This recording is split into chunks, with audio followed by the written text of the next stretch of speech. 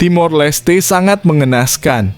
Stadion tak layak standar FIFA, malah gelar laga kandang di stadion musuh. Hoki Caraka dapat pujian hebat dari legenda raksasa Eropa. Bikin warga Indonesia sangat bangga. Dasar kurang ajar dan biadab. Media Vietnam terang-terangan berani remehkan timnas Indonesia untuk lolos Piala Dunia 2026. Yes, alhamdulillah. Satu pemain Liga Champions Eropa kode PSSI gabung timnas Indonesia. Malaysia auto ketar-ketir. Brunei auto ketar-ketir lagi. Mark Klok sangat berani buat pernyataan begini jelang leg kedua.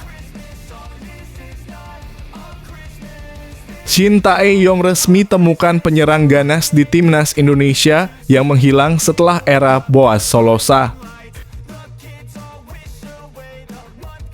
Alhamdulillah, kabar gembira. Isu timnas Indonesia keluar AFF sampai hebohkan media Cina. Gabung EAFF jadi solusi akhir. Mohon subscribe channel ini dulu supaya gak ketinggalan berita terbaru timnas Indonesia. Timor Leste sangat mengenaskan. Stadion tak layak standar FIFA, malah gelar laga kandang di stadion musuh. Tim nasional Timor Leste akan memainkan pertandingan kandang mereka melawan Chinese Taipei di Stadion Kaohsiung, Taiwan di leg kedua kualifikasi Piala Dunia FIFA 2026. Alasannya karena stadion di Timor Leste tidak memenuhi standar FIFA dan AFC untuk menyelenggarakan pertandingan internasional. Dengan demikian, Timor Leste akan memainkan dua pertandingan mereka di babak kualifikasi pertama Piala Dunia FIFA 2025 di Stadion Kaohsiung, Taiwan. Timor Leste diduga tak punya dana juga untuk operasional dengan menggelar di Indonesia atau Australia yang notabene lebih dekat dengan wilayah Timor Leste. Hoki Caraka dapat pujian hebat dari legenda raksasa Eropa. Bikin warga Indonesia sangat bangga. Hoki Caraka mencatatkan debutnya saat timnas Indonesia membantai Brunei Darussalam. Rupanya di balik karier menanjak Hoki Caraka ada campur tangan Dennis Wise. Legenda Chelsea itu mengatakan bahwa Hoki Caraka awalnya bermain sebagai seorang bek tengah di seleksi Garuda Select Season 3 sebelum ia merubah posisinya sebagai penyerang tengah. Saya ingat anak laki-laki itu Hoki yang sangat pendiam dan murah senyum hadir di selection camp sebagai seorang bek tengah, kata Dennis Wise. Setelah saya melihat gaya bermainnya, saya menyadari bahwa itu bukan posisinya. Saya ubah posisi sebagai penyerang tengah. Hanya butuh 20 menit, ia mencetak 3 gol. Kemampuan alaminya terlihat, lanjutnya. Saya yakin anak ini punya kemampuan dan suatu hari nanti akan bermain untuk tim nasional. Saya selalu bilang kepadanya, jika dia cukup bagus, usia tidak akan menjadi masalah. Pelatih tim nasional juga bisa melihat bahwa ia cukup kuat secara fisik dan juga mental untuk bisa terpilih, imbuh legenda Chelsea itu. Dasar kurang ajar dan biadab. Media Vietnam terang-terangan berani remehkan timnas Indonesia untuk lolos Piala Dunia 2026.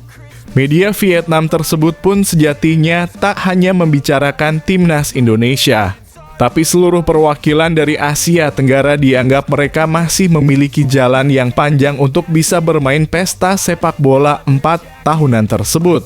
Seperti yang diketahui, Ketua Umum Ketum PSSI Erick Thohir baru-baru ini berkata bahwa timnas Indonesia bermimpi untuk bisa lolos ke Piala Dunia 2026.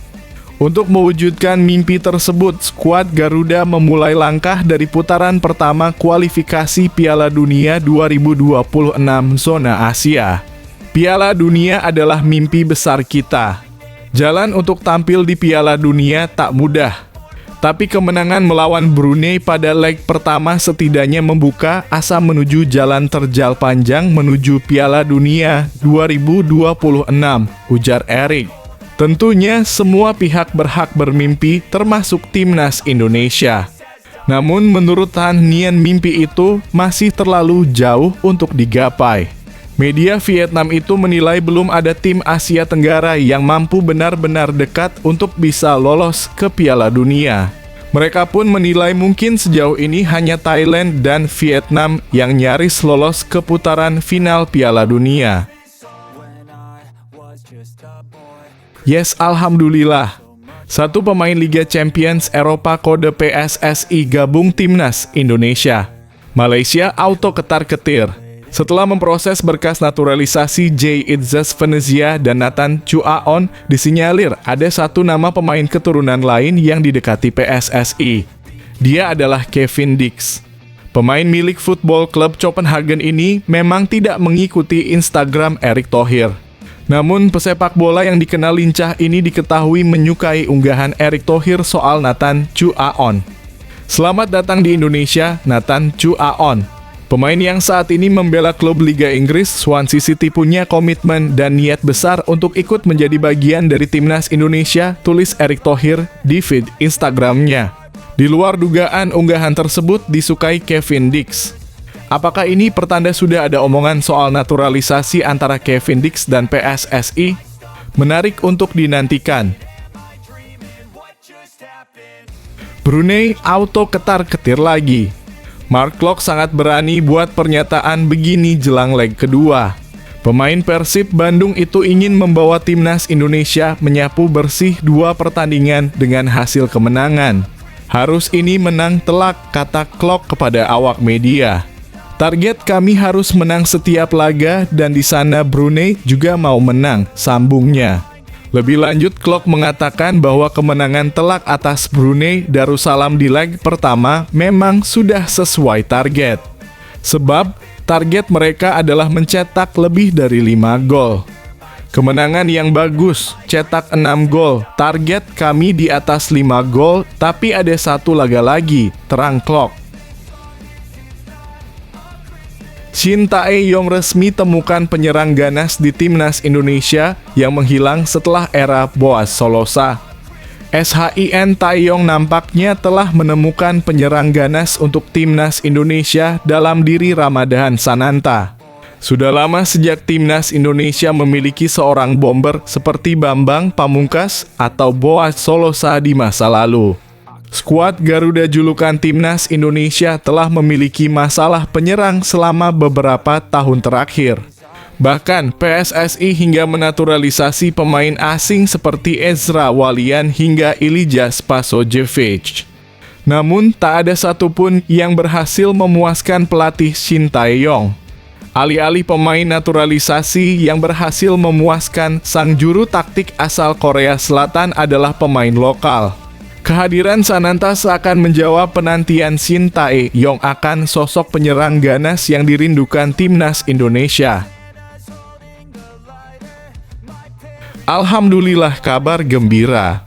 Isu timnas Indonesia keluar AFF sampai hebohkan media Cina. Gabung EAFF jadi solusi akhir. Kalian semua setuju Indonesia keluar dari AFF dan gabung EAFF? Silahkan komentar di bawah ya.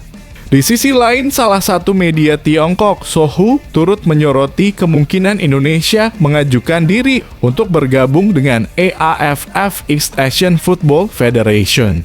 Menurut informasi terkini, Indonesia kembali mempertimbangkan untuk meninggalkan AFF dan mungkin mengajukan permohonan untuk bergabung dengan EAFF.